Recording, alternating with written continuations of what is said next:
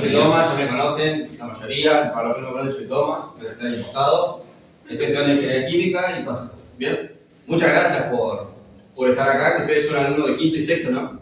Sí. Todos.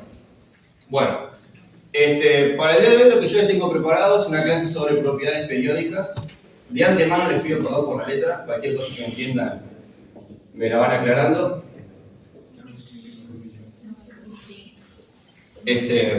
Ustedes que son personas muy inteligentes se han dado cuenta que traje una tabla periódica, no es casualidad. Y como son personas muy aptas, también se dan cuenta que este arreglo de elementos que tenemos tiene un objetivo muy particular. No es la tabla de los elementos nada más, es la tabla periódica de los elementos. Y vamos a dar una clase sobre propiedades periódicas, así que algo les debería sonar. ¿Ustedes saben por qué la tabla periódica se llama así? ¿Tienen alguna idea? No. ¿O por qué está arreglada de esta manera? A ver. ¿Está clasificada en periodos, puede ser? Bueno, la tabla periódica es una gran matriz. Entonces, la podemos subdividir en columnas y filas. A las columnas se le dice grupos o familias. A partir de ahora yo me voy a referir a las columnas como grupos o familias indistintamente.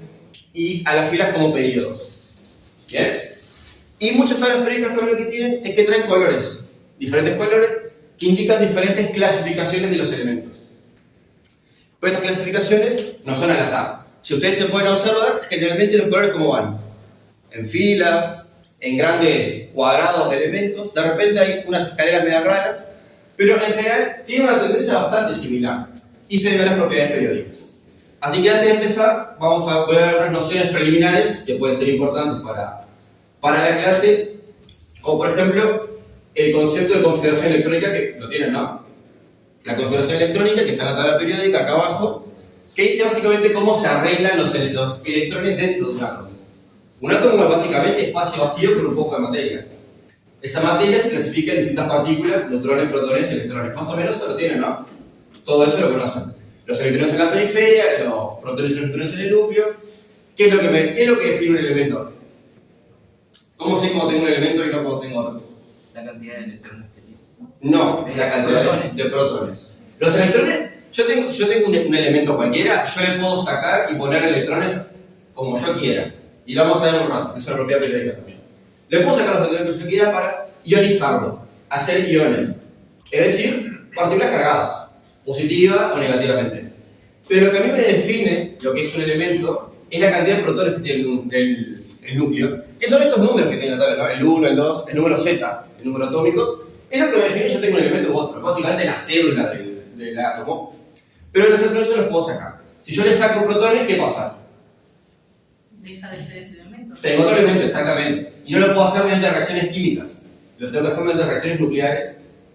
Por lo tanto, es otro proceso. Y ahí es otro tipo de fenómeno que no se estudia en las propiedades periódicas. Nosotros vamos a conectarnos únicamente con la periferia. ¿Bien? Muy bien. Ahora bien, vamos a repasar un concepto que ustedes yo no creo que lo tengan, que es que es la variación de entalpía. Lo voy a escribir entalpía. ¿Se entiende lo que estoy escribiendo? O sea, ¿se ve bien? Sí. ¿Se entiende? Bien. La entalpía es una función de estado de la termodinámica. No es chino. Básicamente, la termodinámica es una teoría que nos explica un poco cómo funcionan distintos procesos macroscópicos, es decir, procesos que vivimos nosotros. A diferencia de los procesos microscópicos, que son los procesos atómicos, o procesos que no vemos nosotros. La entalpía es una función de estado. ¿Qué significa una función de estado? Significa que no importa el camino que tome, siempre tiene el mismo valor. Es decir, la entalpía de un proceso es independiente del camino que tome. Digamos, vamos a hacer una analogía. No importa la ruta que yo tome ir de Montevideo a Rivera, siempre y cuando se termine en Rivera. A la entalpía no le importa el camino que vos tomes. Vos podés tomar el camino más corto o podés dar una vuelta enorme. Lo importante es que llegues. Eso es lo único que le importa a la entalpía. El final y el principio. Y esto es el delta H. Al efecto de lo que vamos a hablar hoy, esto va a representar únicamente la energía de un proceso. Cada vez que yo escriba delta H o mencione delta H, estoy hablando de la energía de un proceso. Si tengo un delta H positivo, ¿cómo va a ser este proceso? ¿Favorable o desfavorable? ¿Favorable? ¿Usted conoce el concepto de reacción exotérmica y endotérmica? ¿No? No. Bueno, una reacción exotérmica es una reacción que libera energía al ambiente. ¿no? Y una reacción endotérmica es una reacción que necesita energía del ambiente. Básicamente, una reacción exotérmica es una reacción espontánea, una reacción que yo no necesita que venga yo para provocar la reacción ocurre. Son las reacciones que muchas veces ocurren en nuestro cuerpo. Ustedes no van produciendo las reacciones químicas internas del cuerpo, muchas veces son espontáneas. Y las reacciones endotérmicas sí necesitan que yo le induzca energía al proceso porque si no, no ocurren. Y vamos a ver un rato que el delta H positivo es una reacción endotérmica. Endotérmica. Es una reacción que necesita que yo le enchufe energía al sistema. Y el delta H negativo implica que yo obtengo energía del sistema porque el sistema entra en un estado más estable, un estado donde necesita menos energía. ¿Bien?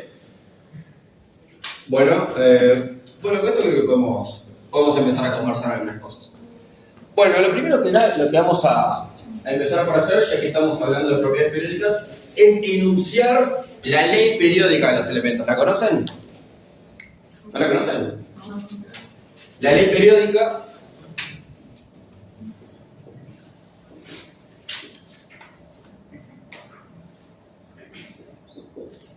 de los elementos es a la química lo que la ley de Newton es a la física. Es el pilar que es fundamental. Porque si no existiera la ley periódica de los elementos, no existiría la tabla periódica de los elementos. ¿Por qué? Porque lo que me dice la ley periódica de los elementos es que las propiedades de los átomos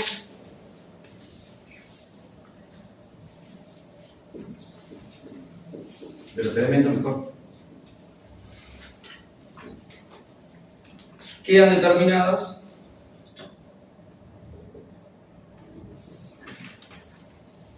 mediante tendencias periódicas.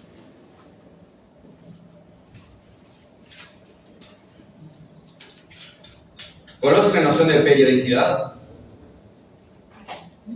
¿Conocen lo que es la periodicidad? ¿No? Ustedes alguna vez leyeron el diario, o conocen lo que es un diario, ¿no? Saben que en otros lados se dice periódico, ¿no? Bueno, obviamente no es casualidad. Es periódico porque sale todos los días, o todas las semanas, o todos los meses. Y si se ponen a pensar, siempre sale la misma cantidad de tiempo. O sale todos los días, sale todas las semanas, sale todos los meses, etc. Es periódico porque cumple un periodo, es decir, una vez que cumple ese periodo, vuelve a arrancar. Es un círculo. ¿Puedo hacer, por ejemplo, la función seno? F de x igual seno. Bueno, la función seno es una función periódica. Que en 0 vale 0. En pi medio vale 1, ¿sí? Perdón, sí. Acá en pi medio vale 1, acá vale 0, acá en pi vuelve a valer 0, y así sucesivamente, para este lado y para el otro. Es una función periódica, siempre escribe de la misma forma. La función coseno también es periódica, pero también es periódica, todas las funciones trigonométricas suelen ser periódicas. Y la noción de periodicidad es eso. Entonces, que los átomos cumplan la ley periódica implica que yo puedo arreglar la tabla periódica de esta manera. ¿Y para qué me sirve conocer las propiedades periódicas? Me sirve para poder predecir cómo se va a comportar un elemento o un compuesto. ¿Cuántos compuestos químicos existen? ¿Alguno sabe? ¿Cuántos? ¿En la tabla periódica? En la tabla periódica no hay ningún compuesto, hay solo elementos. Compuestos son, por ejemplo, el agua, el hipoclorito de sodio, el tetrafluoruro de xenón, todas esas cosas, esos son compuestos. Son combinaciones de elementos. ¿Saben cuántos hay? Tienen un número. A ver si alguno me pega. ¿200? ¿200 nada más? No, muchos más. ¿No? ¿Nadie? 10.000 más, te quedaste corto. Mucho más. En realidad tiene razón. ¿Por qué? Porque las condiciones en las que estemos pueden influir a que pueda tener otros compuestos. Así que prácticamente sí, hay infinitos. Pero hay ciertas combinaciones de elementos que son prácticamente imposibles en temperatura ambiente. O sea, todo lo que vamos a hablar hoy es a condiciones de presión y temperatura normales. En Uruguay, que estamos a una atmósfera de presión y más o menos 25 grados, vivimos a condiciones estándar. Pero por ejemplo, si nos vamos a Bolivia, que es tan alto, las condiciones son un poquito diferentes. Obviamente no son lo suficientemente diferentes como para que en Bolivia haya una química distinta. Pero en el Sol, que está a 5 millones de grados, ahí cambia. Pero vamos a tratar de hablar en la Tierra, porque por ahora no podemos hacer eso. En realidad se quedaron bastante cortos. conocidos y nombrados hay 247 millones de compuestos químicos. Así que lógicamente usted entenderá que no hay tiempo humano para caracterizar esos compuestos uno por uno. Si cada vez que Lewis encontraba un compuesto se ponía a caracterizarlo de cero, tendríamos 20 compuestos. Necesitamos predecirlo rápidamente. ¿Y qué es lo que hacemos entonces? Usar esto, propiedades periódicas. Porque nosotros sabemos que los átomos se comportan de manera periódica, es decir, que sigue una tendencia. Yo no necesito necesariamente cada vez que tengo un nuevo compuesto estudiarlo de cero, porque sabiendo las componentes del compuesto, los reactivos del compuesto, ya sé cómo se va a comportar. ¿Bien? Yo tengo agua, sé cómo se va a comportar. Si yo tengo hipoclorito de sodio, también sé cómo se va a comportar, y etcétera, etcétera, etcétera. Entonces vamos a estudiar ciertas propiedades o tendencias periódicas que nos van a ayudar a poder caracterizar compuestos más rápidamente. Y hoy voy a hablar específicamente, voy a pasar más, ¿no? Un poco más. Vamos a hablar de 4 propiedades periódicas. Yo creo que vamos a hacer 5, pero con 4 vamos a estar bien. Vamos a tener en profundidad solamente 4. Capaz que algunas la conocen, capaz que otras no. Las propiedades que hemos estudiado hoy son 1, 2, 3, 4. Radio atómico, energía de ionización,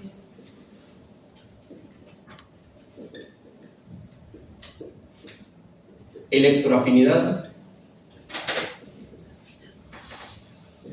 y electronegatividad. ¿Conocen alguna? ¿Cuál conocen? Electronegatividad. La electronegatividad la conocen. ¿Las otras 3 les suenan? ¿No? Bueno, la primera, no sé si les suena, pero bueno, conocen el concepto de radio, ¿no? Sí. Y el concepto atómico tiene que conocer, está en la periódica, son los átomos. Capaz que estos dos son los más nuevos, pero van a ver que son difíciles, así que nada, mentira. No son difíciles, van a ver que son fáciles. No vamos a hablar de cosas difíciles hoy.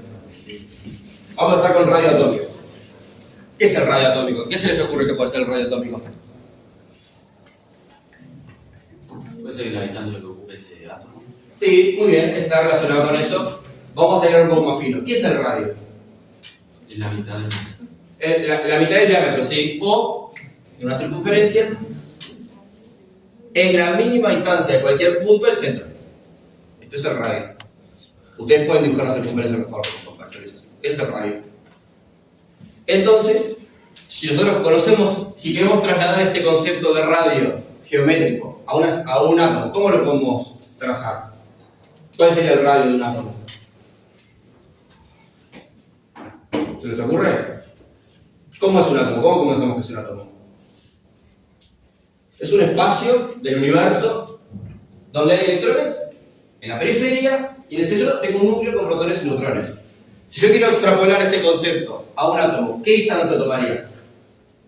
La distancia desde el núcleo a los electrones. ¿A cuál electrón? Al más cercano al núcleo. Si yo tengo, vamos a tomar el xenón, que tiene 54 electrones. Tengo este que está más cercano, este es el número 1, y tengo este que está acá, que es el 54. Si yo caracterizo el átomo por el más cercano, ¿voy a tener una medida más o menos estándar? No, ¿por qué? Porque al vos tener más electrones, quiere decir que vas a tener electrones más lejos. Claro, ¿y qué pasa? Si yo tomo el más cercano, todos los átomos van a tener el mismo radio. Porque este átomo que está en la capa S va a estar siempre acá. ¿Se entiende? Si yo tomo este radio, me va a salir bien para el hidrógeno, me va a salir mal para los 117 restantes. Tengo que tomar el otro caso.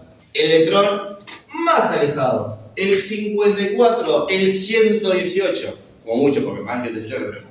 Por ahora. Así que el radio atómico se va a definir como la distancia. Bueno, ahora se puede definir. Hay varias definiciones. Es la distancia desde el núcleo. Qué horror, tan mal. Es la distancia desde el núcleo hasta el electrón más externo. ¿Bien? Yo les pregunto una cosa. ¿Cómo miden cosas ustedes? Cuando van al médico, ¿con qué los miden? Ustedes que son de medicina. ¿Con qué los miden? Con un metro, con un centímetro, con una regla. Con una regla no, porque una regla no te va a ir a ver ustedes. Está en la pared presumida. Claro, sí, sí. Sube, corta, y ahí no te corta vos, pero si corta la distancia, y ya tenés. Si quieren medir algo en el cuaderno, ¿qué usan? Una regla. Ahora yo les pregunto, ¿existirá una regla tan poderosa que te pueda medir el radio de un átomo? No, lógicamente no. Entonces, ¿cómo hacemos? Obviamente, alguien se lo preguntó y alguien se lo respondió. Y no es tan fácil. La verdad que la respuesta no es banal, no es muy sencilla, pero se las ingeniaron un poco. ¿Pasa un poco, Teo? ¿Un poco más? ¿Un poco más? Ahí. Se las ingeniaron más o menos. Ustedes, no sé cuántos de ustedes hayan estudiado modelos atómicos. ¿Cuántos de ustedes estudiaron modelos atómicos? ¿Todos? No. ¿Nadie estudió modelos atómicos? Si yo les hablo del modelo atómico de cálculo, ¿lo conocen? Sí. Bien. Si les hablo del de Bohr, ¿lo conocen? Sí. ¿El de Thomson? ¿El de Schrödinger? No, mira, no. Ah, sí. Bien. Les recuerdo de Vietnam para todos ustedes el modelo atómico de Schrödinger. Sí. Ay, Dios. ¿Qué es lo que pasa con el modelo atómico de Schrödinger? Es. En vez, A ver. el tema de la diferenciar el de Schrödinger con el de los demás es que, por lo que logro recordar, Schrödinger era como un espacio con todos los electrones y todas las demás. Sí, vamos a hacerlo. Yo me lo acordaba como un montón de pelotitas en todos lados. No, bueno, justamente no. Lo que hace Schrödinger es básicamente romper la noción de que el átomo es una esfera rodeada de pelotitas. Lo que pasa con Schrödinger es que su modelo se basa en la probabilidad. Así que, si su modelo se basa en la probabilidad, técnicamente, incluso el átomo más interno de la compañía que está allá en el fondo puede estar perfectamente en China. Porque las probabilidades no son nunca cero. Obviamente no va a estar en China, porque si no la compañía estaría deformada. Pero bueno, así que no hay una probabilidad de que el átomo esté todo, pero bueno, vamos a tomar. Ustedes no la conocen, no me voy a tomar el tiempo de explicarlo porque es complicada, pero está la función radial de la probabilidad. La función radial de la probabilidad es una herramienta matemática que es complicada y que básicamente implica dónde es más o menos posible encontrar un electrón de cierto átomo. Obviamente, si yo tengo un átomo acá, los electrones de este átomo que están acá no van a estar en el laboratorio, van a estar más o menos cercanos acá, porque ya cuando se aleje mucho va a estar muy lejos y la probabilidad va a ser cero, va a ser prácticamente cero. Entonces, más o menos, usando esto, los científicos, bueno, se pusieron en un laboratorio a hacer unas medidas con sus cuadernos, porque estamos hablando de radios atómicos, siglo XIX, no había higiene, tampoco había cosas muy poderosas para medirlo. Así que lo calcularon a mano. Y es el radio teórico. Pero el radio teórico a veces sirve y a veces no. Entonces, ¿qué es lo que podemos hacer? Bueno, recién les estaba hablando de los compuestos. Los compuestos no sirven muchas veces para caracterizar a los átomos. ¿Por qué? Porque yo tengo un compuesto, tengo una cosa un poco más grande. Entonces, ¿qué es lo que puedo hacer yo? Por ejemplo, vamos a suponer que tengo este compuesto lo conocen, es el cloruro de sodio, es la sal de mesa. Acá tengo el sodio, cargado, ¿no? Positivamente. Acá tengo el cloro, cargado negativamente. Acá tengo el centro, acá tengo el centro. Si yo mido la distancia, sé que el radio atómico tiene que ser más chico que esta distancia. ¿Lo ven esto? Sí. El radio de cualquier cosa tiene que ser más chico que esta distancia. Y a partir de esto sí puedo hacer cálculos un poco más aproximados. Y el primero que hicieron es el radio covalente. El radio atómico siguen 3. 4 de hecho. Le voy a poner R a todos, pero es R de radio, ¿no? El primero es el radio covalente. ¿Qué hacemos?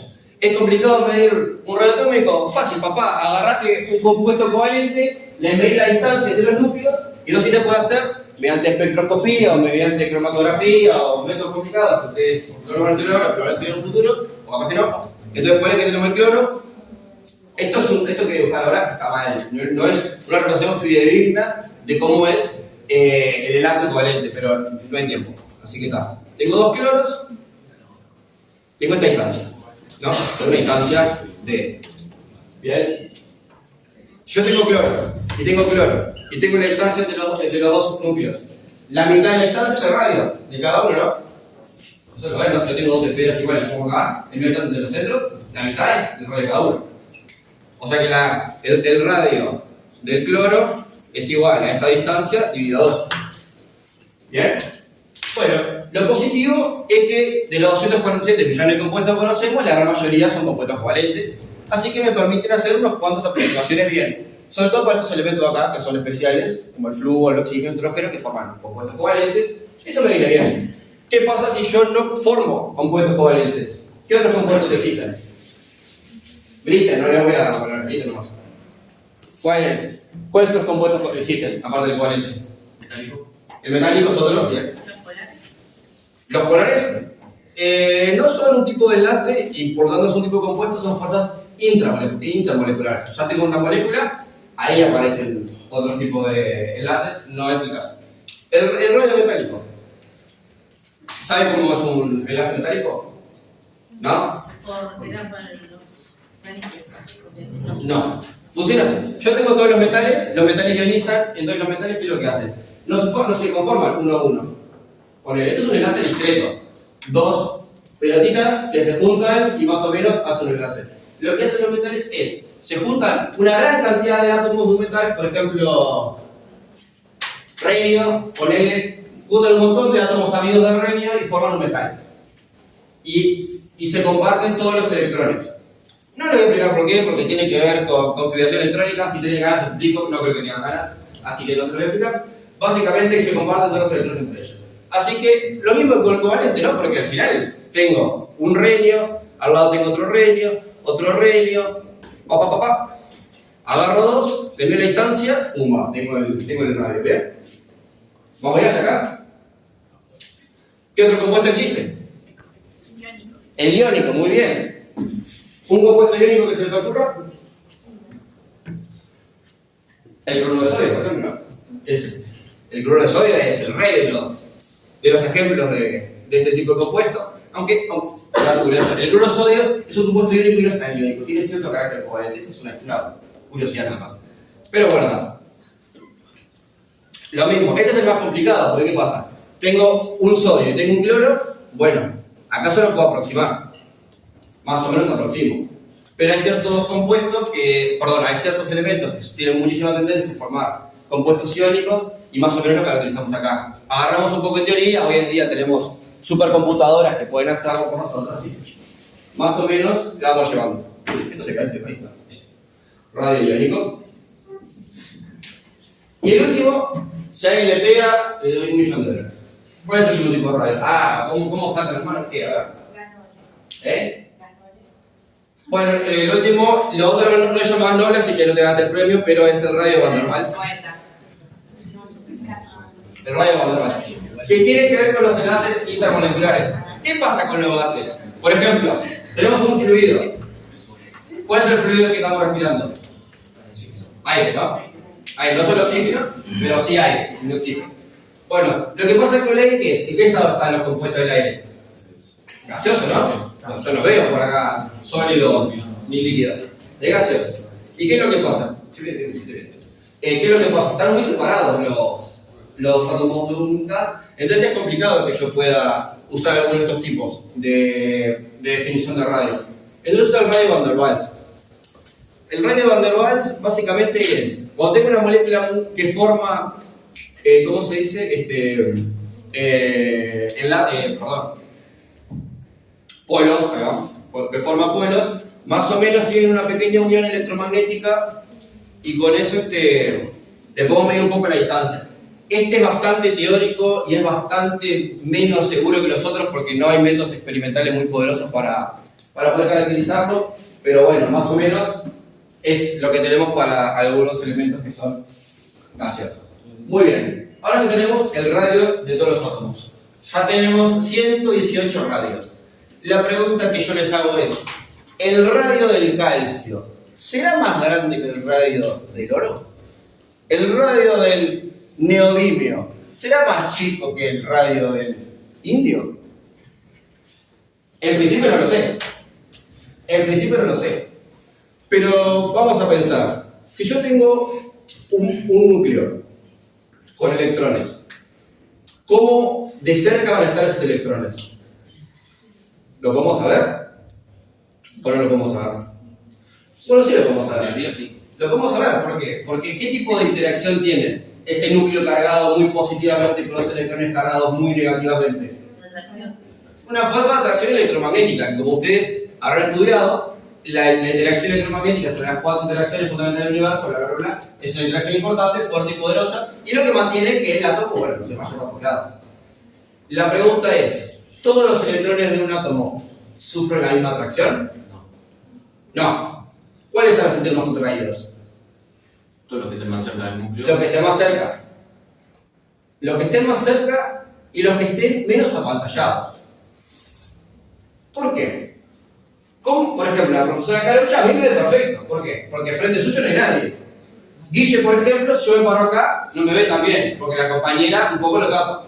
Bueno, los electrones son más o menos así. Si yo tengo el núcleo acá, núcleo, N de núcleo, un electrón acá, este modelo es muy incorrecto, lo aclaro por si estoy que en la grabación y me da puente, es solo para que lo vean. Ponele, ¿cómo ve este electrón al núcleo? Este de acá. Apantallado con el... Lo ve tapado, la pantalla, este pibe la pantalla acá, no lo ve bien, no ve bien el núcleo. Entonces no todos los electrones sienten la misma atracción, es lo que les quiero llegar a comentar, ¿no? ¿Lo vemos? Este de acá es el rey del universo, porque la siente todo, básicamente. Pero este no. Este no la siente toda. Este tiene un poco de pantalla al frente. Y cuanto más me aleje, ¿qué va a pasar? Más pantallas. Claro, ¿qué pasa con la compañía que está en el fondo? Casi no me ve probablemente. Porque la pantalla 50% que tiene delante. Y así funciona con el ununoctio, que ahora tiene nombres en los vanesón. El ununoctio y los vanesón, el centésimo decimoctavo electrón del ununoctio casi que no ve. Entonces, cuando yo más me alejo del núcleo, menos fuerza van a sentir. O sea que, ¿cómo es el radio de este elemento? No, o sea, Ah, es una pregunta, perdón. Sí. ¿Cómo si los neutrones afectan eso que acabas de explicar de alguna manera? No. No. Los neutrones en el átomo tienen la única función de ser los patodicas de los protones.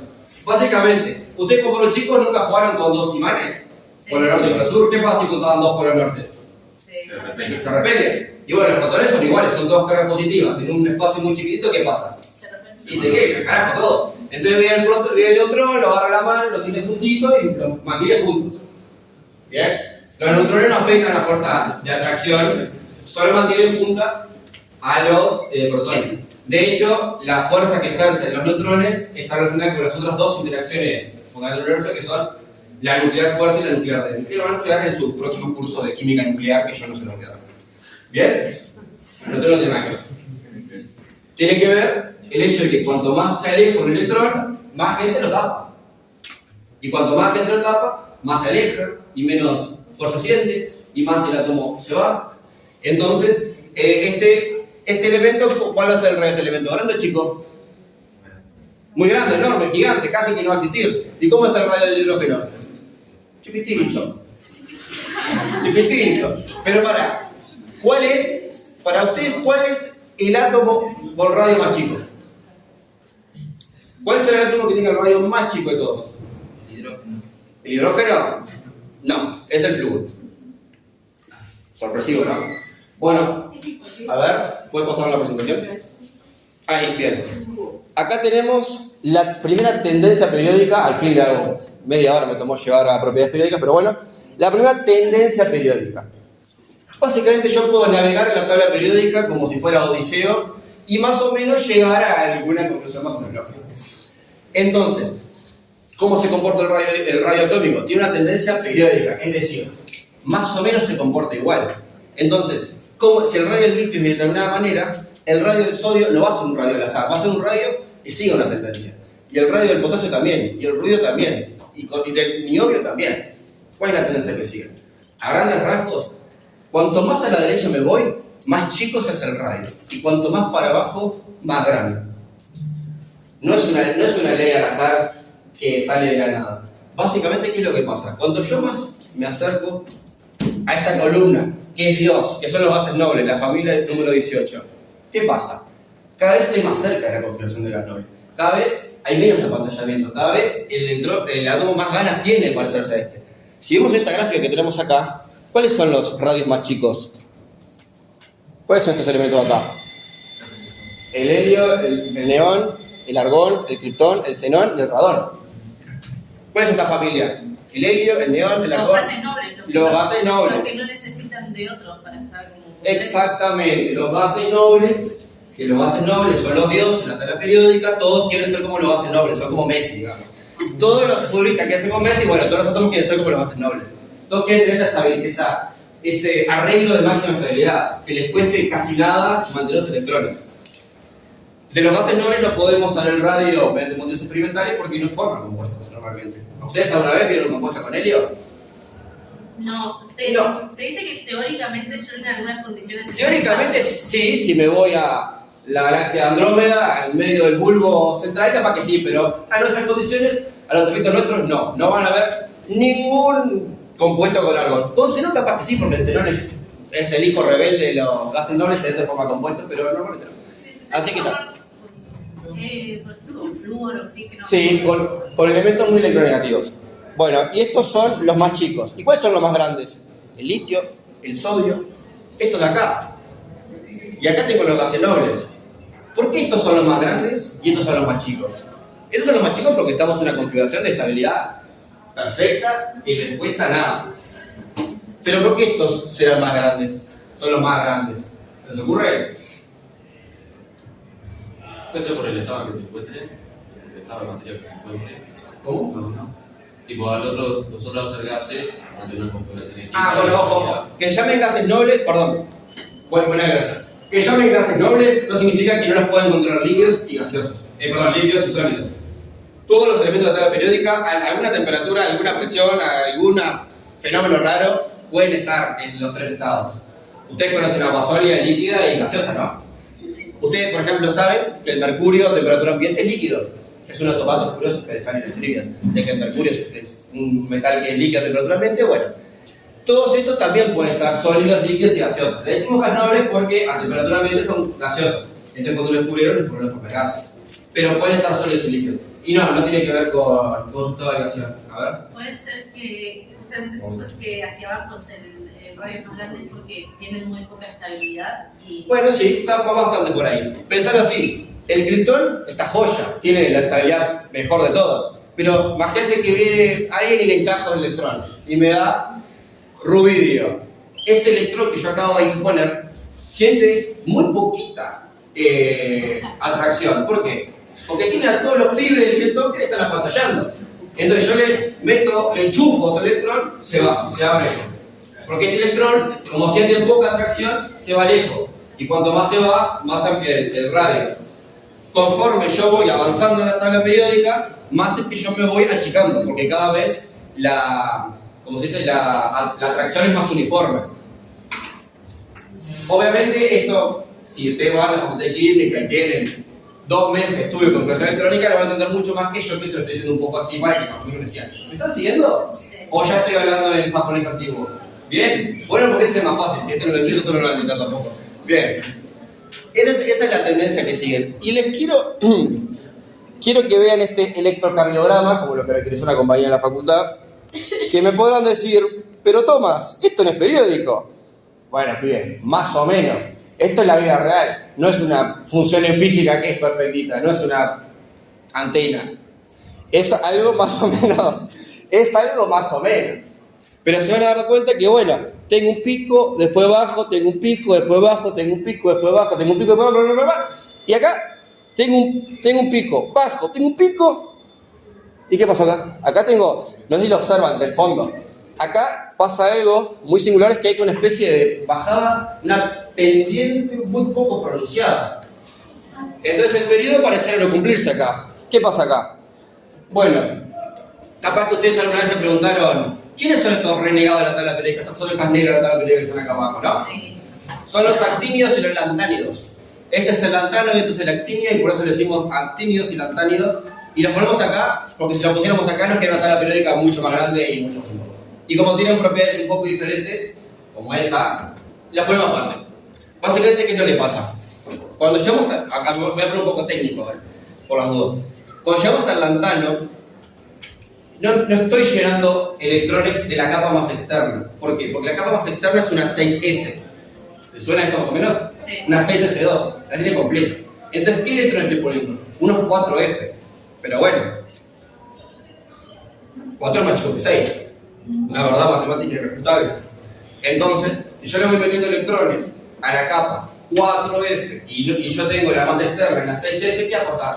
¿Voy a ampliar mucho el radio? ¿Voy a ampliar mucho el radio? No, porque el más externo ya lo tengo definido. Le estoy agregando cositas nada más, pero adentro. O sea, este se va a sentir un poquito más alejado, un poquito más alejado, un poquito más alejado, pero no exponencialmente más alejado, ¿no?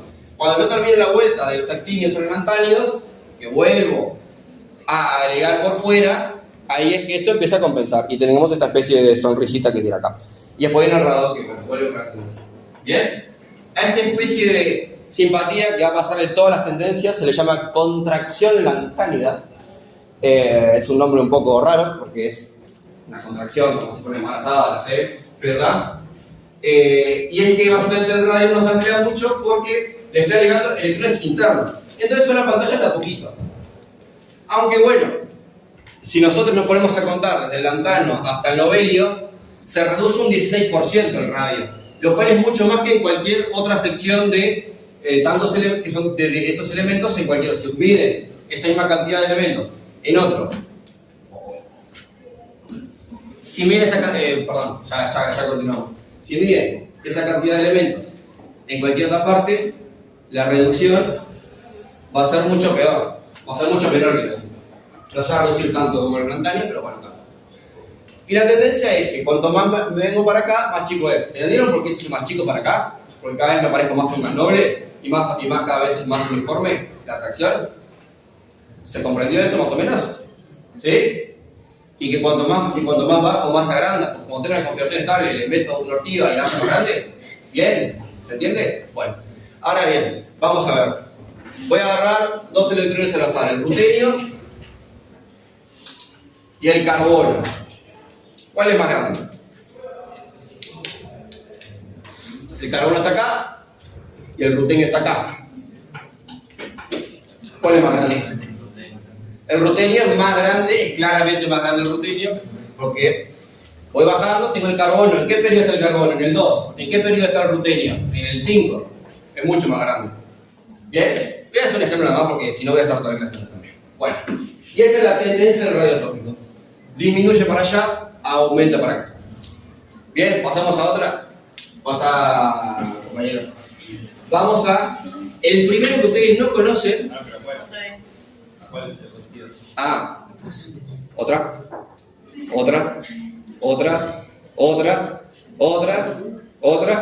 Ahí. Bueno, pasa que las zonas positivas si quieren se las paso, pero hay cosas más técnicas que capaz que ustedes necesitan estudiar algo más para entenderlo y no se los quiero mostrar porque no tiene sentido. Se las paso si quieren y ustedes la echan después en casa. Energía de ionización.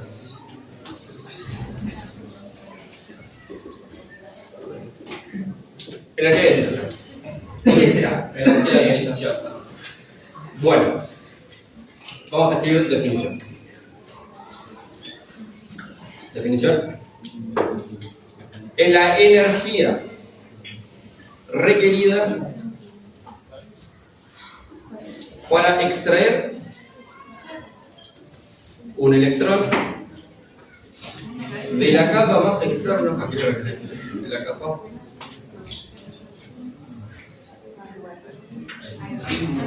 de la periferia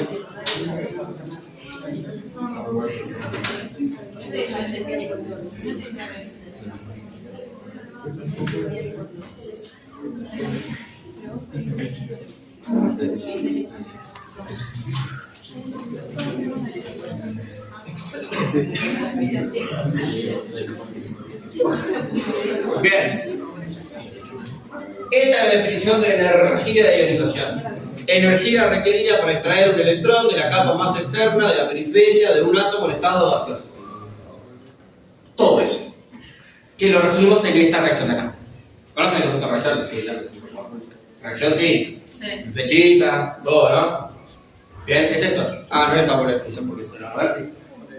Un elemento sí o sí en estado gaseoso. Sí o sí en estado gaseoso, ¿bien? No lo puedo tener en otro estado. ¿Por qué? Porque como ustedes sabrán, ¿cuál es el estado más abundante a temperatura estándar?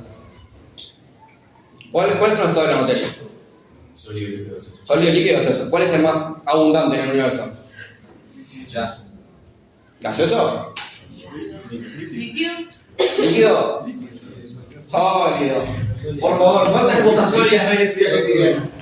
Un montón. ¿Cuántas cosas gaseosas ven? menos y líquidas mucho menos. Ustedes ven, por ejemplo, ustedes fueron a la metalúrgica una vez, no, capaz que no, pero bueno, conocen los metales. ¿Conocen algún metal líquido aparte del mercurio y el plomo? No, son todos sólidos. ¿Y cuántos metales hay en la tabla periódica? Un montón, casi todos, de hecho, todos estos, o sea, salvo este pedazo de raros, todos los demás son metales. Los metaloides, ¿qué hacen los metales? Los metaloides son semimetales, son más o menos metales, más o menos no metales, son como medio bipolares. ¿Otros metales? O sea, tenemos todos estos acá, todos estos son metales propiamente, que tienen algunos nombres, metales alcalinos, metales alcalino-térreos, metales de transición, lantáneos, actínidos, eso nos quedamos adelante, ahora los voy a explicar un poco. Pero son todos metales, y son casi todos sólidos. Entonces, si son casi todos sólidos, lo más común es encontrarlos sólidos. Pero la definición tiene que ser uniforme para todos. Entonces la tomamos en gaseoso. ¿Por qué? Porque, o sea, no porque sí, pero bueno, es para estandarizar todo, ¿se entiende? Bueno, la energía de ignición es la energía que yo necesito para arrancarle a un átomo un electrón. Bueno, ¿pasalo tenés? Acá, bien. Esta es la gráfica de energía de ionización para distintos elementos. ¿Qué significa que la energía sea más alta? Si tengo una energía más alta de ionización, ¿qué significa? ¿Cómo va a ser? ¿Qué tan accesible va a ser ese electrón para mí si yo necesito mucha energía? ¿Poco? Si yo necesito 10.000 kilojoules de energía, ¿necesito poca energía o mucha? Muchísima, obviamente necesito 10.000 kilojoules. Necesito 2.500 como mucho, ¿no? Necesito un montón de energía. O sea, que cuanto más alta la energía, ¿cómo va a ser? ¿Qué tan fácil va a ser extraer electrón? ¿Difícil o fácil? Así. Si yo necesito mucha energía, va a ser más difícil. Va a ser más difícil. Piensen que están peleando contra Mike Tyson. ¿Cuánta fuerza necesito para pegarle? Mucha fuerza. Si yo necesito mucha energía, ¿cómo va a ser? ¡Imposible! Usted que arrancar un electrón al helio nunca se hubiera arrancado un electrón al helio. Es un proceso muy energético. Es el enchufarle mucha energía a la tumba, de átomos de fuentes. O sea que, ¿cuáles serán los átomos con mayor energía de ionización? Piénsenlo acá, piensen en la tendencia anterior. ¿Cuáles serán los más difíciles de extraer un electrón? Los gases nobles, exactamente. ¿Por qué? Claro, están estables, ¿eh? Una configuración energética hermosa. No necesitan extraerle un electrón. Entonces necesitan mucha energía para extraerse. ¿Cuáles serán los fáciles? Los que dicen, sí, tomate un electrón. ¿Cuáles son los que más quieren ser un gas noble? Ahí dice el... O sea, véanlo ahí porque ahí se lo está spoileando, pero bueno, acá también está. ¿Cuáles son? Los que estén cerca del base. Los que estén cerca, sí, o sea, estos acá están lejos, pero ya están cerca, Pero están en un electrón de distancia. radio más. Los que tienen un radio más grande, estos piden de acá, los metales alcalinos. Los metales alcalinos, que son la primera familia de la tabla periódica, van a soltar muy fácil ese electrón. ¿Por qué? Porque si lo sueltan, ¿qué pasa? ¿Son un gas noble o no? Poner el litio, tienen 3 electrones. Si suelta uno, ¿qué pasa? Se convierte en helio, o sea, no se convierte en helio, se convierte en litio más, pero tiene 2 electrones. Entonces va a ser más parecido a un gas noble. Y eso es más energéticamente favorable. Entonces le gusta. ¿Se entiende? ¿Se entiende que estos van a ser los que más fácilmente suelten el electrón? ¿Y por qué? ¿Sí? ¿Y esto es lo que lo suelta más difícil? Entonces, si esto lo sueltan muy difícil y esto lo sueltan muy fácil, ¿cómo será la tendencia? ¿Cómo aumenta? ¿Aumenta para allá o decrece para allá? Miren la gráfica y después me contestan. Para acá aumenta, cada vez va a ser más difícil, cada vez va a necesitar más energía. Para esto de acá va a necesitar mucha energía. Para el flúor va a necesitar mucha energía, menos que para el neón, ¿sí? Para el oxígeno va a necesitar mucha energía, menos que para el flúor, ¿sí? Y cuando llega el litio va a ser más fácil. La menor energía de ionización la tiene el francio. Es el francio, bueno, tiene sentido, ¿no? Porque está acá, tiene 87 electrones. 87 electrones, es como tener 87 hijos, no podemos tener a todos, tenés que soltar alguno. Si cualquiera puede ser errador. Bien. Entonces, no sé dispersen tanto. Venga. Pero ven, aumento para allá y para acá, ¿cuánto va a ser cada vez más fácil o más difícil? Cada vez va a ser más fácil. Entonces este elemento tiene energía de ionización más baja. Pero veamos un detalle curioso. Acá tengo el 0 en mi gráfica, ¿no? ¿Y cómo son por arriba todas las energías? ¿Positivas o negativas? Positiva. Son todas positivas. ¿Qué significa que son todas positivas? ¿Se acuerdan lo del delta H? No. Bueno. ¿Qué significa que sean positivas las energías? ¿Cómo yo tengo que dar energía al sistema o el sistema me devuelve energía? Soltás energía. ¿Suelto energía? Dijiste positiva. Claro. ¿Le tengo que enchufar energía al sistema o el sistema me va a devolver energía? Le tengo que enchufar energía. Muy bien, exactamente. ¿Por qué? Porque está bien, no sé qué digo, pero está bien. ¿Por qué? Porque si yo tengo, por más que este átomo, estos átomos de acá, tengan muchas ganas de ser gases nobles, todavía necesitan un poquito de energía. ¿Por qué? Porque no sucede espontáneamente. Si no, ustedes cada vez que estuvieran comiendo sal, de repente en vez de comer sal, están comiendo neón y se morirían. Bueno, no se mueren por no comer una papa frita. Porque no es una reacción espontánea, hay que poner un poquito de energía igual, aunque sea muy poca. Por ejemplo, en el caso del francio, son menos de 500 kilojoules, no es tanto, o sea, un poco hay que ponerle, pero no mucho. Para los gases nobles sí, pero siempre hay que poner, o sea, nunca va a ser una reacción espontánea. La reacción espontánea es una reacción que ocurre sola, ¿no? Que no necesita un agente que le induzca. ¿Bien? ¿Se entendió un poco cómo es la energía de ionización? ¿Sí? ¿Se entendió la tendencia? O sea, por ejemplo, si yo les digo ionización del lutecio y tengo ionización del cobalto, ¿cuál va a ser más grande? ¿Dónde está el lutecio? Acá está el lutecio. ¿Está claro qué va a pasar? Acá está el lutecio y acá está el cobalto. ¿Cuál va a ser más grande? ¿El lutecio? ¿El cobalto?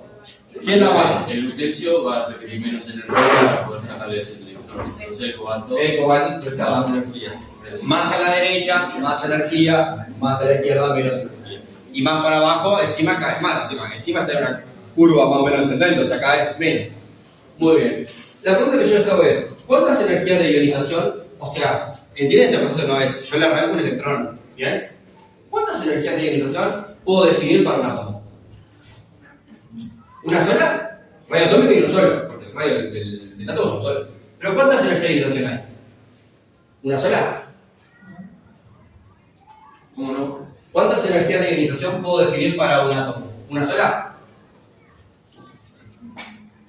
Yo extraigo un electrón. Por ejemplo, el lutecio, que tiene 71 electrones. Extraigo el 71º electrón del lutecio. ¿Cuántos electrones quedan en el lutecio? La cantidad de electrones que tiene el átomo. Exactamente, puedo definir tantas energías de ionización como electrones tenga el átomo.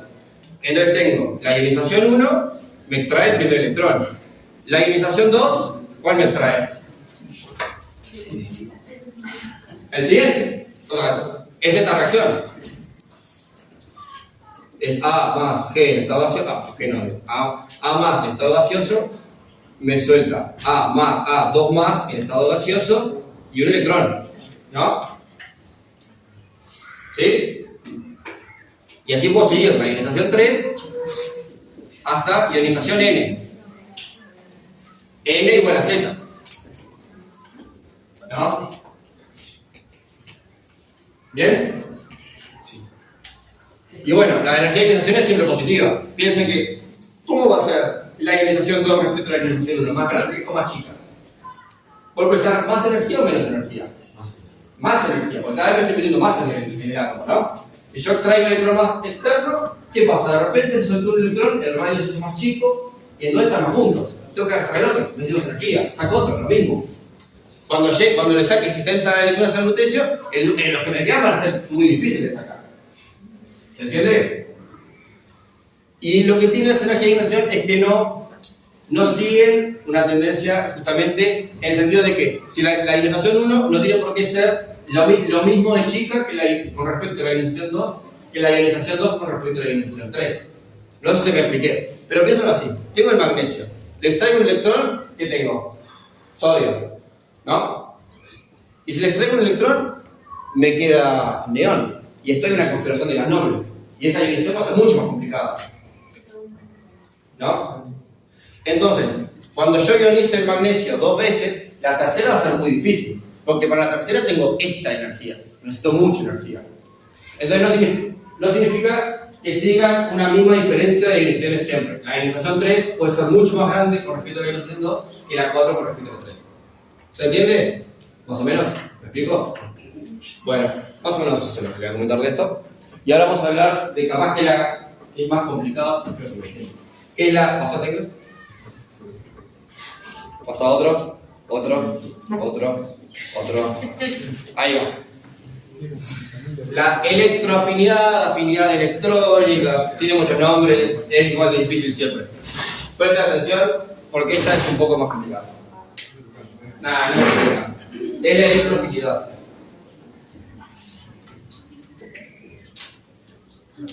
Energía requerida para... Es energía también.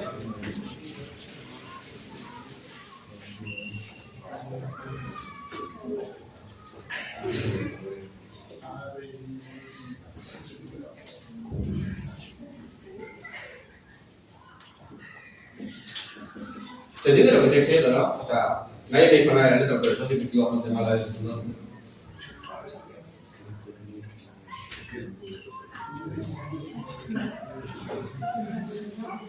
Bien, electroafinidad.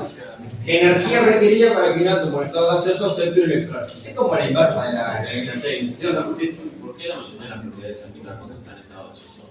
¿Por qué la definimos en estado gaseoso? Para estandarizar. Porque eso es una buena pregunta. ¿Qué pasa? Cuando estoy en distintos estados de agregación, las propiedades cambian un poquito. Vieron que yo les dije que estamos trabajando a presión de temperatura estándar. Bueno, cuando cambia estado puede cambiar un poquito, no suele cambiar mucho. La definimos en gaseoso para que sea siempre igual para todos. Y porque en el laboratorio es mucho más fácil usar el estado gaseoso que otros estados a veces. Porque el estado gaseoso es lo que tiene, como están muy dispersas, las partículas son más fáciles de extraer. Entonces la energía de ionización, bueno, no puedo decir. La energía de ionización en estado gaseoso va a ser mucho más fácil de arrancar que si estoy en estado sólido. Porque tengo que vencer menos energías y menos barreras. ¿Se entiende? O sea, ¿por qué lo decimos en estado gaseoso? Es porque el estado gaseoso es un estado muy disperso donde se necesita menos energía. Y es para que sea representativo para todos. Por más que el estado gaseoso no sea tan abundante en la tabla periódica como el estado sólido. ¿Bien? Buena pregunta. Y bueno, la electroafinidad es la energía requerida para que un átomo en estado gaseoso acepte un electrón. Bueno, si la anterior era es así la reacción. Tengo un átomo. Agarro un electrón, se lo enchufo y tengo un anión, un ion negativo. A menos en estado gaseoso. ¿Vieron? El otro me da uno positivo, este es un negativo, el otro me da un electrón, ahora yo le doy un electrón. Aunque es un poco el inverso del otro, tiene sus cositas la electroafinidad. ¿Qué es lo que pasa con la electroafinidad? ¿Cómo? ¿Pasa una diapositiva, Tiago? ¿Pasa otra? Acá. Bien, vamos a analizar acá. Esta es la gráfica de afinidad electrónica. El cero ya no está acá abajo, está acá arriba. ¿Qué significa eso? Si el cero está más arriba. ¿Cómo van a ser algunas energías? Negativas y otras positivas. ¿Y qué hablamos? Si tengo energía positiva, ¿qué tengo que hacer yo al sistema? ¿Le tengo que dar o recibo energía? Le doy energía al sistema. ¿Y qué pasa si la energía es negativa? Me la devuelve. O sea, el sistema entra en un estado más estable y lo devuelve. ¿Qué significa entonces? Si yo tengo una energía muy negativa, ¿cómo puede ser la reacción? Sí, por lo tanto espontánea. O sea, hay ciertas reacciones que pueden ser espontáneas en este caso. La electroafinidad es su caso. Por eso muchas de las reacciones del flúor son explosiones Sí, en parte sí. El flúor tiene que ver con la próxima tendencia periódica que vamos a estudiar y espero que me entiendan porque es la más importante. El flúor tiene la capacidad de ¿qué? De que está acá al lado del neón y que tiene muchísimas ganas de hacer un electrón. Entonces, si vos le ofreces un electrón al flúor, te va a decir, muchas gracias, y lo vas a aceptar en general. Entonces, la energía que va a obtener el sistema cuando pase de tener flúor a ion flúor, o sea, un anión flúor con una carga negativa, va a ser menor que la que usaba el flúor para tener todos los otros electrones. Porque va a estar en una configuración de gas noble. Como ustedes pueden ver, el 80% de la química se basa en llegar a ser un gas noble. Sí. Pasó. Pensé que lo había simulado más. ¿Y cómo es la tendencia? Hacia abajo, 20, eso sí. La salida disminuye. Y es igual que Como el primero. No, el segundo, como el que acabamos de estudiar. El flúor, ¿cómo es? Es el más chico. Y en este caso, la energía del flúor es la más chica. Bueno, la energía del flúor es la más pequeña, la más negativa. Porque el flúor es el que más ganas tiene de ser un gas noble. Bueno, de hecho, no creo que el cloro es apenitas más negativa, ¿verdad? Flúor y cloro andan más o menos por ahí. Esta energía es la energía que necesita el sistema para que me suelte el electrón. Ustedes no se fijaron en el pasado, pero la primera ionización del helio es más o menos 2500 kilojoules por mol. ¿Cuál es la energía más baja que tenemos? La del cloro, por ejemplo, que está en menos 350. La primera electroafinidad. Bueno, misma manera. ¿Cuántas electroafinidades puedo definir para un átomo? ¿Cuántas puedo definir? La cantidad que tenga el átomo. ¿Y no le puedo poner más? O sea, si el hidrógeno no lo puedo cargar 3 veces.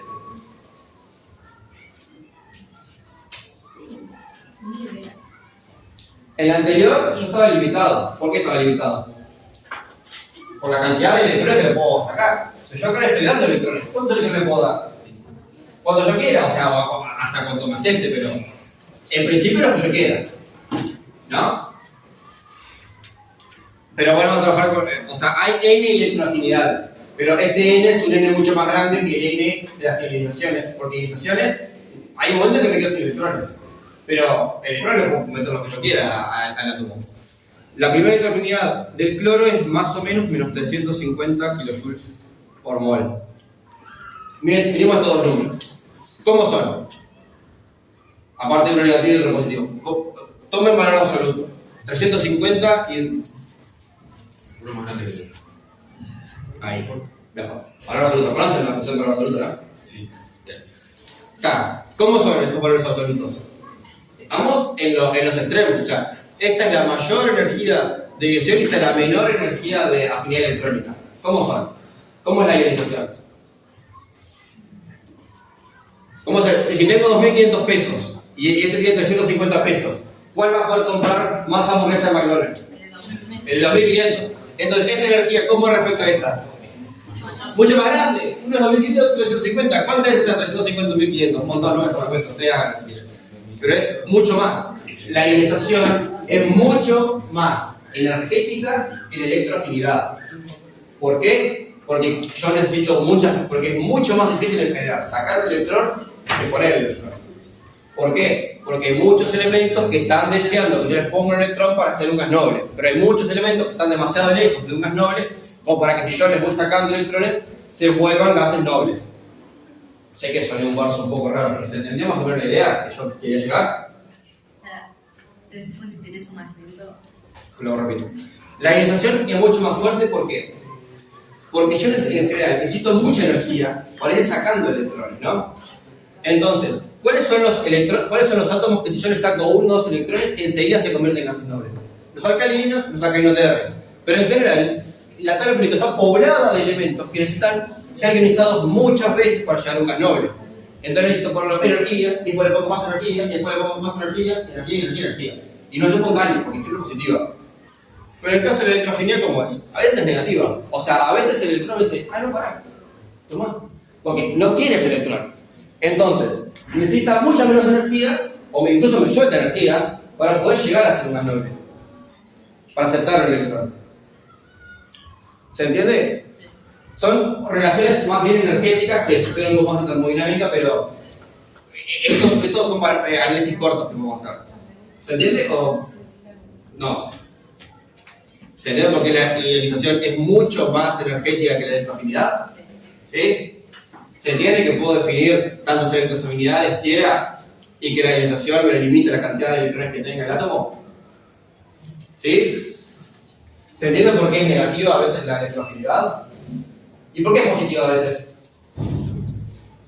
¿Por qué a veces tengo que enchufar la energía convenientemente a los gases nobles como de costumbre para que me acepte un electrón? A ver. Porque naturalmente no buscan electrones, porque ya al estar en estabilidad no es No es como otros que desean ser como ellos y por lo tanto o tratan de quitarse uno o tratan de tomar. Es como la vida misma. Hay gente, hay envidiosos que quieren ser como otros y otros que están en la cúspide. Nada, mentira. Pero funciona como dijo la compañera. Hay algunos que ya están prontos, ya son estables, ya están en una configuración energética buena. Y si yo les doy un electrón, ellos saben. Lo estoy tratando a los átomos como personas que pueden pensar, pero bueno, es solo para hacerlo fácil. O sea, esos átomos ya están en una configuración estable y energéticamente conveniente. Yo les pongo un electrón, rompen el estado y entonces van a necesitar mucha más energía para mantener unidad todo el sistema. Entonces yo tengo que dar energía para que el helio, por ejemplo, acepte un tercer. O fuese líquido. Entonces, para que ese átomo acepte ese electrón. Pero hay otros acá que quieren ese átomo, ese electrón, ¿para qué? Para parecerse a ellos y estar en un estado de menor energía. ¿Entendieron por qué? La tendencia es disminuye para acá. O sea, acá hay que tener cuidado, porque como tenemos electroafinidades negativas, que disminuya es bueno. O sea, que disminuya implica que es cada vez más fácil que acepte un electrón. Tiene una relación un poco inversa en ese sentido. O sea, disminuye la energía, pero cada vez es más fácil que acepte el electrón. ¿Se entiende? Porque me devuelve energía. Y aumenta para abajo por el motivo, porque cada vez... y bueno, las bases nobles un poco rompen la tendencia, pero está. Porque ellos no necesitan un electrón. ¿Se entendió esto? ¿Se entendieron? Son drags porque generan la que más cuesta. ¿Entendieron? Sí. ¿Sí? Está feo. Vamos con la última, que es la que probablemente ya conocen y por lo tanto ustedes van a poder decir cosas sobre la electronegatividad. Electronegatividad.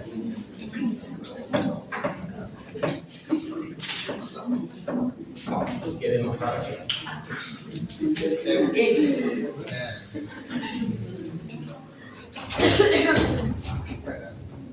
allá 10 minutos. 5 minutos, bueno. Allá 10.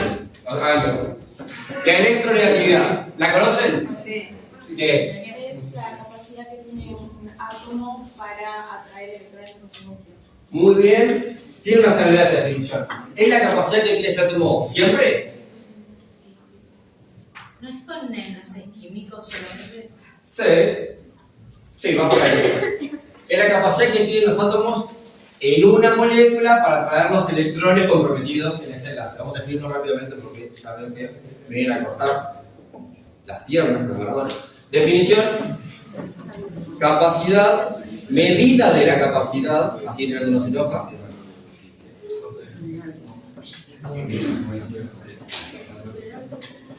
O poder, porque eso lo puede encontrar con poder. De un átomo en una molécula, muy importante, porque si no, no se define.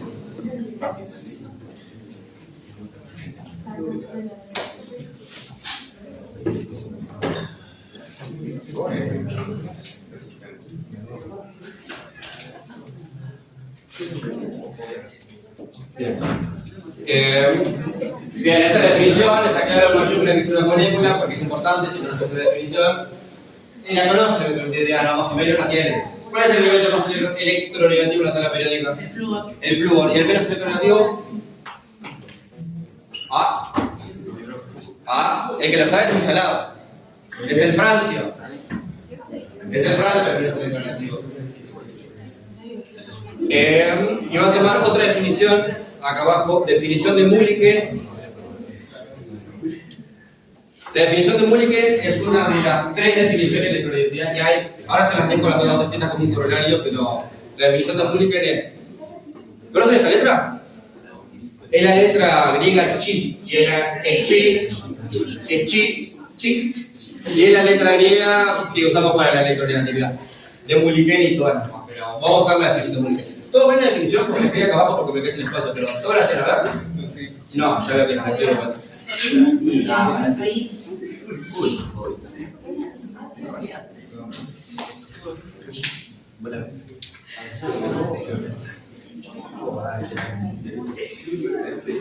¿Qué dice ahí? ¿Dónde es ahí?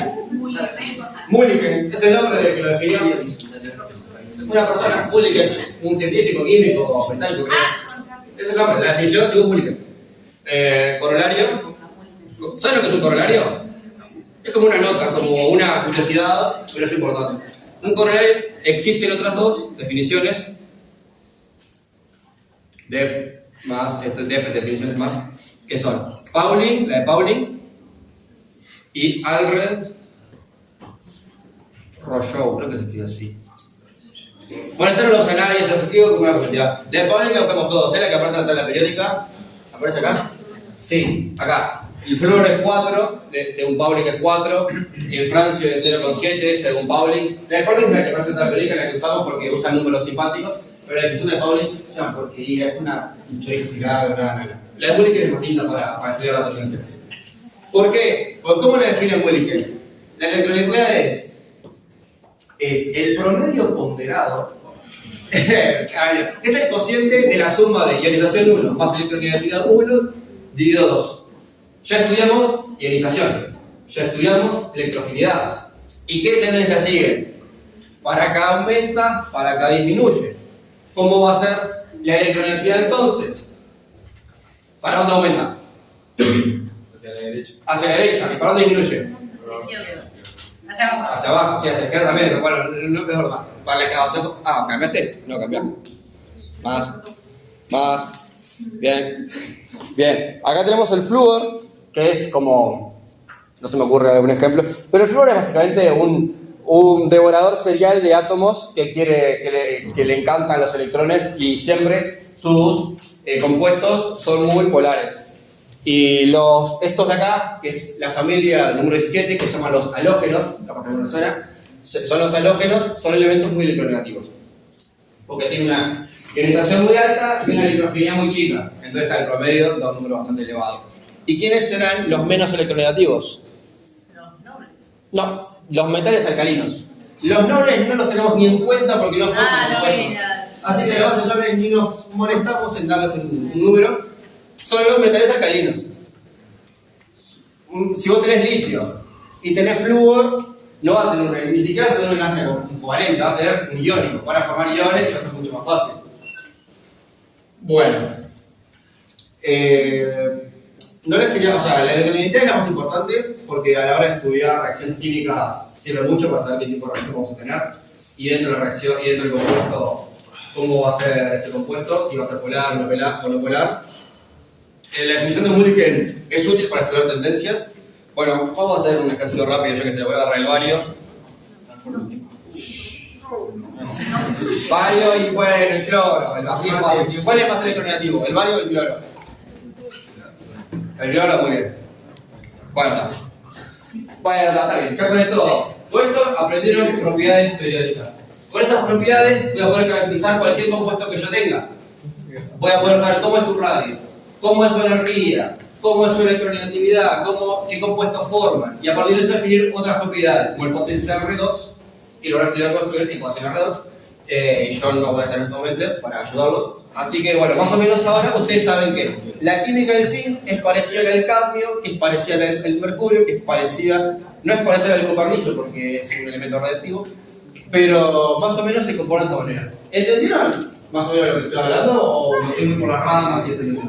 ¿Se entendió? Sí. Bueno, ¿entienden cuál es la utilidad de las propiedades periódicas? ¿No? ¿No? ¿No entienden? Ahora, díganme más, no, te lo puedo explicar de vuelta de otra manera. ¿No? ¿Lo entendieron?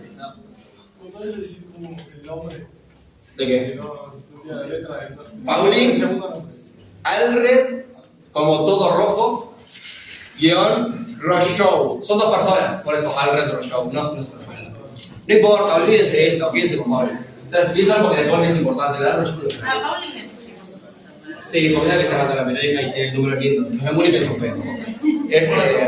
La utilidad de las propiedades periódicas es poder caracterizar átomos y elementos mediante las tendencias que vimos recién.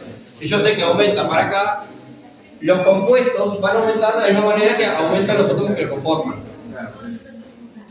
Más o menos sí. Y definimos ciertas propiedades de los átomos que nos van a ayudar a entender cómo son los átomos. De forma que cuando Juan Pérez encuentre un nuevo compuesto, no va a necesitar estudiarlo de cero. ¿Por qué? Porque va a decir, bueno, si yo tengo fluoruro de litio, ¿qué tipo de compuesto será el fluoruro de litio? Bueno, el flúor es recontra electronegativo y el litio es muy poco electronegativo. Entonces, no va a ser un compuesto covalente porque el flúor va a atraer tanto a los electrones del litio que el litio, pobrecito, debilucho, no va a poder mantenerlos. Entonces va a formar, ¿cómo se dice? Va a formar iones. Este positivo y este negativo. Entonces, ¿cómo lo voy a estudiar? Como un compuesto iónico, no como un compuesto covalente. Y por cierto, ¿cómo es la energía de ionización? Bueno, si la energía de ionización del flúor es muy alta y la energía de ionización del litio es muy baja, más o menos un promedio ponderado me va a dar cómo va a ser esto. ¿Se entiende? Me permite agilizar cosas. Entonces, en vez de estar 5 años, como estaba en 1740, para entender cómo es un compuesto, estoy en 30. Y ahora con la computadora estoy en 40 segundos.